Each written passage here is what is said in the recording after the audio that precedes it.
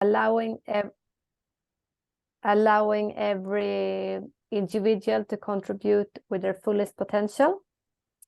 And today, Chris will be sharing insights from his journey and introducing us to the product lead paradigm. Let's dive in and welcome Chris. Thank you, Sarah. Thank you.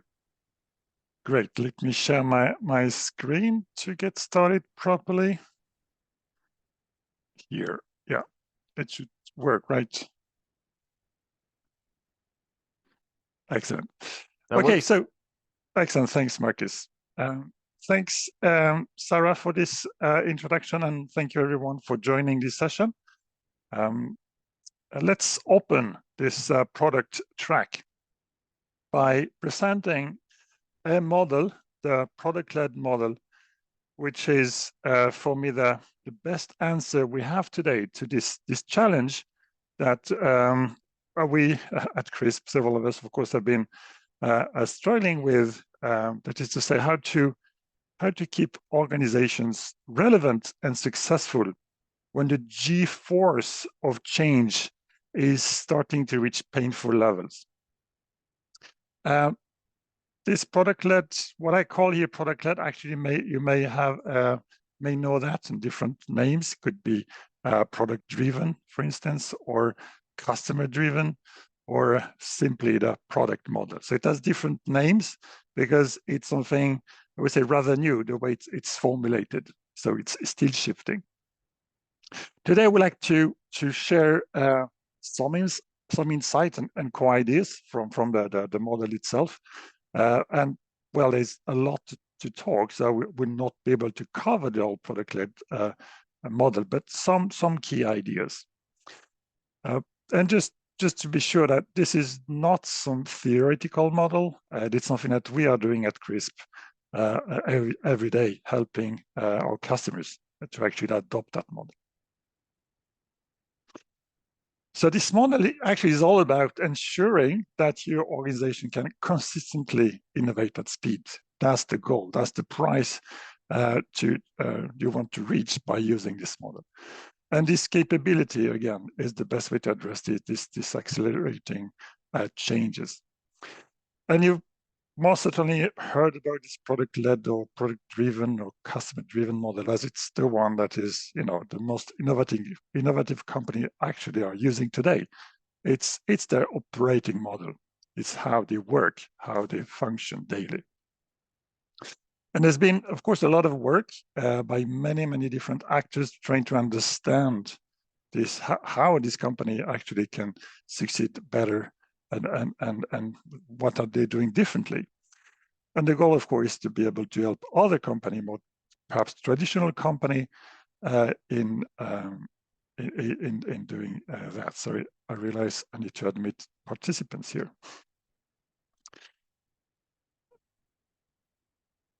Okay, so what are they?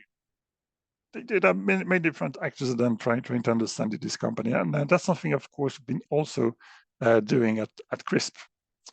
So some of our, CRISPers, you've heard about, you just seen Henrik.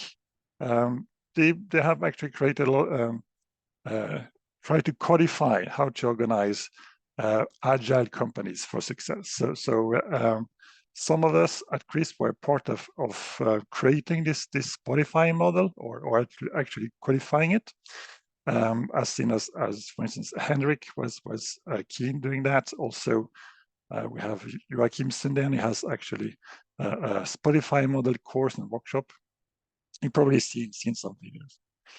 But parallel to this work that we're doing at CRISP, there are a number of persons that have been key in creating this body of work that we now are referred to product-led. So we have, for instance, Marty Kagan. He wrote 2 books, Inspired and the latest one, Empowered. There's a third one coming pretty soon. Actually, Marty Kagan was there this week. He was giving a workshop on Monday and a training course on Monday, and then we had a workshop with him on Tuesday. So it's really glad to have this relation with him.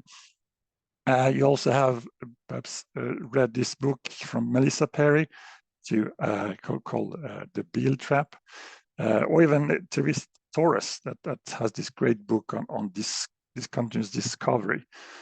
There are obviously many others that are influential here. I should not forget about Jeff Patton, and of course John Cutler, that has been influential in all of that. So as you can see, there's a lot of knowledge around how to create or adopt this product-led model. I will not go too deep into that. I want to zoom in on actually a few core ideas here to really grasp that. Okay, let's just define a product-led organization. Here is a definition by Melissa Perry that we'll find in her book, Escaping the Beal Trap. It says like this: product-led companies understand that the success of their product is a primary driver for growth and value for their company. They prioritize, organize, and strategize around product success. Yep, it's all there. There you have it. Okay, to be fair, it's rather short, and it leaves a lot of room for interpretation, obviously. So if you're coming from outside, more a traditional company, then you may read that and say, well, you know, product-led means you have products. Yeah, of course, we have products. Check. We already have that. We are, of course, selling that to our customers. So obviously our revenues come from that. So check again. Cool. Yeah, and of course, we have development teams and are working this product. So, well, check again. We are there, right? We are already product-led. We don't need to change a thing. So, okay, maybe you're there, but I go on a limb and say that there is actually more to it, and that's what I would like to unpack with you right now. Okay, so what does it mean to be product-led? What's behind this sentence here? Here is a model I like to show to understand this core idea, and it's working like this. We in our companies tend to spend most of our time developing things, epic feature stories. You may have different name for that, and they are part of our products. And we believe that some of these things have, of course, value to our customers. That's why we do that. And when we expose these things to our customers, then they may make their life easier, better, safer, faster, cheaper in some way. That is to say that they may solve real problems, they may create new possibilities, or even help our customers to change behaviors, adapt to new positive behaviors. And that's great, because then we create value for them. That's why they keep coming back. And that's the thing. If they keep coming back and spread the word to others, their colleagues and friends, that will, of course, create an impact to our company. Our company may reach its business outcomes in the sense that, well, get revenue or data or knowledge or whatever. It's pretty simple model. I think it makes a lot of sense. That's something that was introduced to me by Jeff Patton, by the way, some years back. So looking at that, if you really want to succeed and better than your competitors, that is, then you need to generate more outcomes faster. And here's the key: the game is not about maximizing output. There's a lot of outputs. The game is about maximizing outcomes. And probably the one that will win in this race is the one that can maximize outcome faster than competition while minimizing output. It's being very efficient. Okay, cool. So what's the point? Yeah, the point here is that there is a real problem in I would say, traditional organization. You say that the traditional organization structure, its funding, its communication, its leadership and processes, they're all geared towards maximizing output. We are stuck in output. It's outputs all the way down. As Melissa Perry says, it's a Beal trap. That is to say that success is traditionally measured by output, and therefore, the more output, the more success we successful we are, which is of course a fallacy, and you get stuck, of course, into more outcomes, more output. Sorry. All right, so so that's the one problem that we need to solve to become product-led. So why do our organization get stuck there? It's important to understand how that happens, because it's the key to understanding product-led in it. One of the main reasons, I would say, is that there are usually way too many proxies, layers, handovers. That means that the team that is actually doing the work has very little mandate, and it's not really owning the customer's outcome. It's usually someone else's job higher up in the org that has the idea, what customers, to focus on, what problems to solve for them, even sometimes what solution we should actually create to that problem.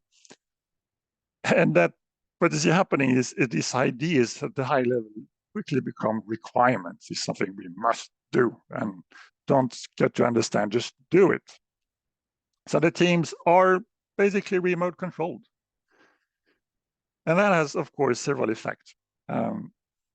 Because as the team is left to implement a lot of, all of this output, feature stories, the discussion with organizations tend to very much focus on when is it ready? Do you really need to have this in scope? Can we remove stuff? How much will it cost?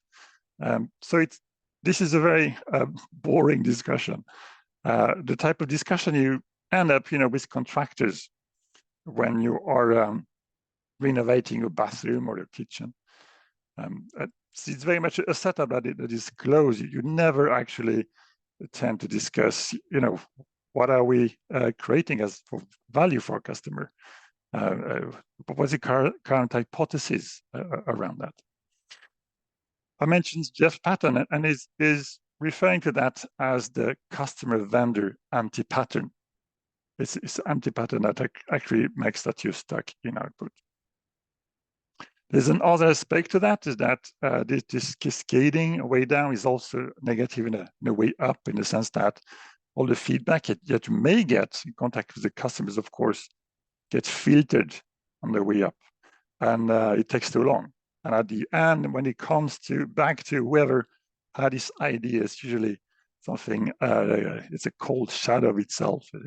There's no value in it. There is no way for you to use that to actually adjust and create the real outcomes.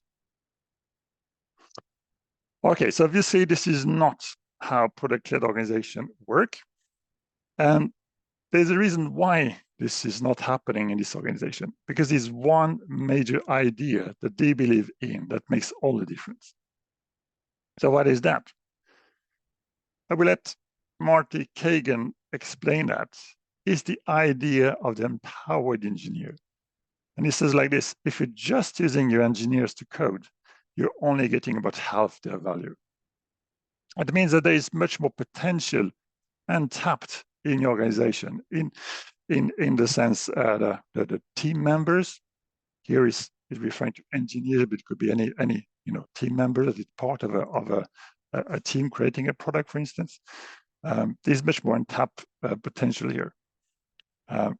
There's also a hint to recognize that the people in contact with reality are probably the best placed in the organization to understand and manage this customer value.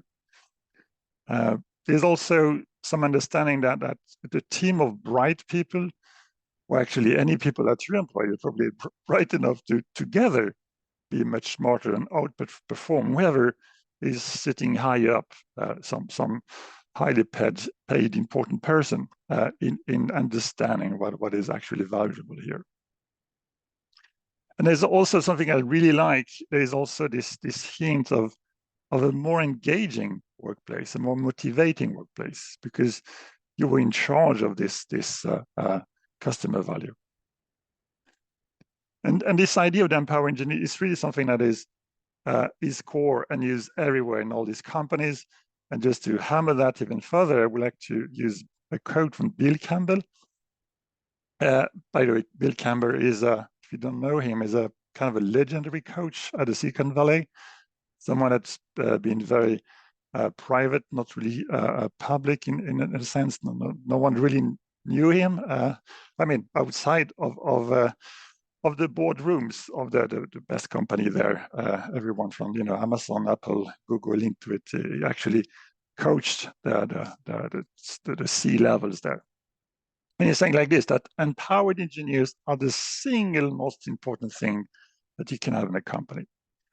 His philosophy, so to say, inspired all of this company that's made this company organize themselves around this idea. All right, so that's the way we get out of this build trap, is the using this concept of the empowered engineers to create, well, empowered teams. We can reinvent our teams and allow them to be empowered. This is to say that the team is not remote control anymore. They're empowered to take care of business impact and outcomes. So the team is given a small number of significant problems, opportunities, and is able to decide the best way to solve this. And again, the people here in the team, they own and take responsibilities for the business outcomes, not only tasks. They're really responsible for which impact do we want to make out there for the company, therefore which outcome do we think we should create to do that, and therefore which output are we going to create to generate this outcome.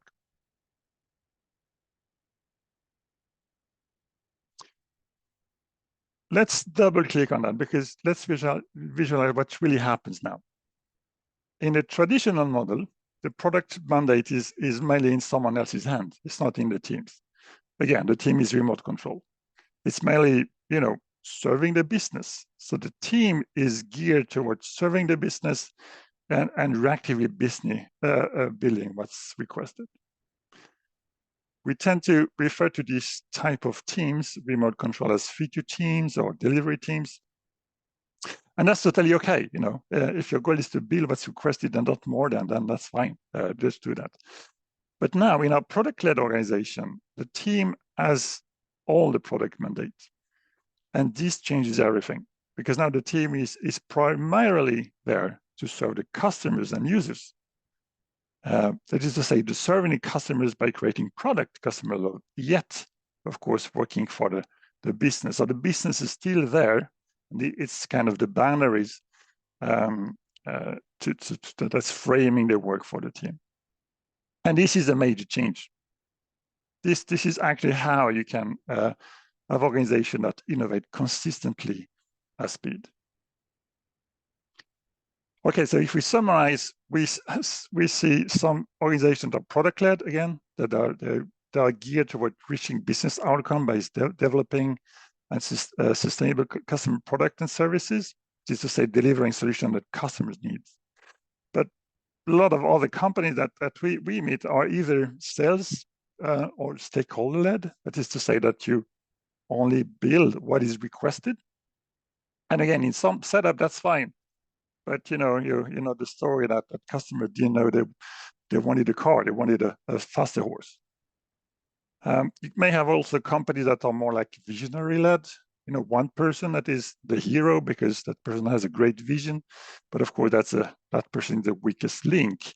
And again, the organization is made to follow whatever is requested by that person. And let's say Steve Jobs at the 80s, amazing success with Apple, and then he disappeared, and then Apple actually was on the way to bankruptcy. Or finally, you have technology-led company that are producing very cool things, but with no buyer. And I did that several times. I was in a startup. We were exactly here. It was so fun. We created in 2003, we had Dropbox, 2003. No one wanted it. No one knew it. They needed it, so to say. So if I want to bet on who is able to consistently innovate at speed, I would bet for the product-led, the high probability here for market fit and success. Okay, so I have some time left, and there's so many different aspects to cover here, but I would like to double-click on Empower Team just to make sure that you understand what it means for the organization to be able to support that, because these are the major changes that must happen in any organization to make it make it true, so to say. There are a lot of aspects to discuss when it comes to product-led, like competencies and what is exactly a product, how to scale, what principle there are. But it's a time for it will be another time, so another story. Okay, so what are the key essential things here that we see? One of them is that, of course, the team is empowered. The team is empowered and trusted to take care of the business objective, as I said. But that means that we must truly understand the customers and users. What do they want? What pains do they have? What needs do they have? So there is suddenly that the team must create time for that. So the team cannot solely focusing on delivering things like before, but it must create time to discover the needs and pains. And that's essential. It's a new set of skills or practices to ensure that you can meet the customers and get the value from them, so to say, in terms of could be interviews, it could be different ways to do that. So that's one thing, closer to the customers, time for that. The second thing is that, well, suddenly it's very complex to work in this team because you don't just need to develop everything that was decided earlier. It's much broader than that. So you need to have more competencies and skills, which means that the team has to be cross-functional. And usually it's about handling different type of risk. Is it valuable, that which we're going to produce? Is it viable for the company? Is it within the boundaries that the company set for us? Is it usable when we bring it out in the customer's hand, will be able to do something with that? And yes, is it feasible? Can we technically produce these things? Now, the team is alone. The team is responsible for all of these things. And you will see that you will probably need new competencies that you didn't have before. For instance, the product manager, someone that is usually more responsible for viability and the value. But the tech lead, someone that is really as keen on the feasibility. And why not a product designer that is really ensuring that the thing is usable? Okay, the next thing is that it's very easy, of course, when you have so many opportunities and possibilities to get lost. And there's a key concept here that is empowered teams are working on a product that is guided by a product vision, a product strategy, and product objectives. And we tend to, there's a small team working with that, a product leadership team. I mentioned the product manager, technical and design lead. They are shaping this, of course, with the help of the team, these three artifacts here. The vision is about describing the future you want to create. The strategy is to focus on the most important challenges that you need to solve for this to reach the vision. And the objective are usually the prioritize business objective for each team based on the strategy. What to do right now, given you want to get there. I mentioned that about boundaries. It's about ensuring that things are viable for the company. So you don't leave the team, to do anything, they're empowered to do whatever. No, that's not the case. It's do whatever within this sandbox. And the company must then be very clear on what are the freedom and the boundaries then that you're working with. Usually it's ensuring that you have guardrails, policies and agreements, and then contracts are followed in terms of legals and financial, security, privacy, architecture, tools, sourcing, whatever. Is a bunch of things that must be crystal clear for the team. This is our freedoms. Finally, I want just to bring up a last aspect, which for me, what I've seen is probably the hardest to put in place and probably the most important. Because it's about leadership. This new team, as you understand it, and being empowered and autonomous in some ways, it needs to be trusted. There's a lot of trust going on here from the leadership to the team, and of course, vice versa from the team to the leadership. They know they can do stuff. They can fail, for instance, and that's hard to introduce in a culture that is very traditional, and that may need a drastic change. So it's really pivoting from this traditional leadership to more servant leadership, I would call it here. You may have other names for that, agile leadership, for instance. So the key here is for the leaders to support the team, because this is scary, of course. You can empower, you can do whatever, but you're doing that for the company. This is scary. So you should support these team members. You should coach them, ensuring they have the right skills to do that, to succeed, and give them, of course, being very clear on the purpose, to be tight on the purpose. This is what we want you to do. To be loose on execution so that you don't micromanage the team, but also extremely tight on learning to ensure that the team is constantly learning. Again, this discovery aspect. Failure in discovery is not a failure, it's a learning. Harvest that, share that with other team, ensure that the whole organization can actually learn from that. Okay, so I hope I could give you an idea of what is needed around the team at the organizational level to make this happen. But I haven't mentioned a lot of other things, financial, the budgets that must be, of course, fixed for the team to exist. All of this about strategy alignment, we touched a little bit on the strategy. There's much more work there to do it to the whole company. And not the least, the skill sets and perhaps mindset that must be in place for everyone to be able for this to succeed. Okay, with all this said, what can you do now? Let's say you want to go there. There are a lot of things that must happen at organization level. You perhaps need to transform your organization. But here are some things, some hints, some tips to get started now to train the right muscles. The first thing I would recommend you to do is to define and measure outcomes. What are we after here? What needs, pains are we trying to resolve?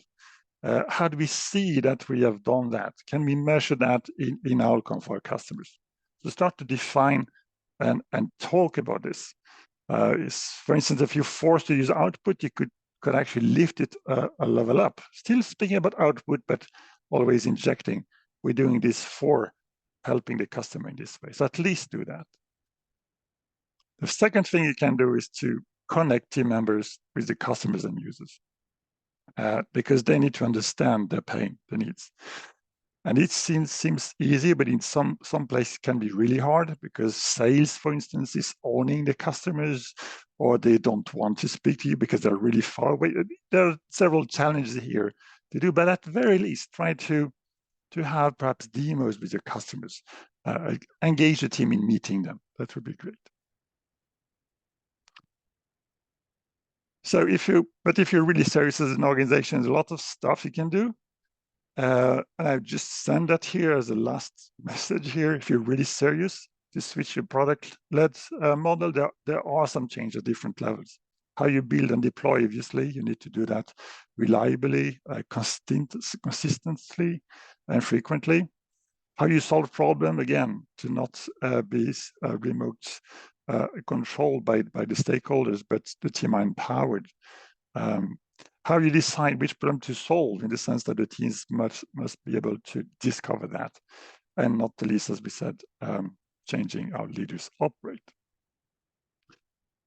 Yes, that was a very short highlight. Why is product-led? Again, why we do that? It's painful. Yes, it is painful, but it's because you want to be there in 5 years' time. You want to consistently innovate at speed. Yes, that was it, this introduction to product-led. Any questions here? We have a couple of minutes perhaps to do that before switching to another talk.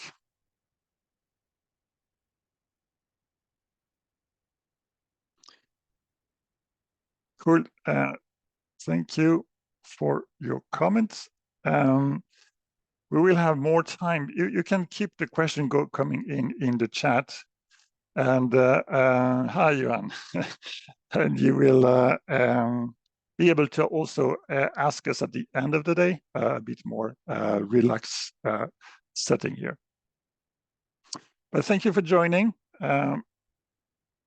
We will start again with a second speech in 10 minutes. So use the break, do something different.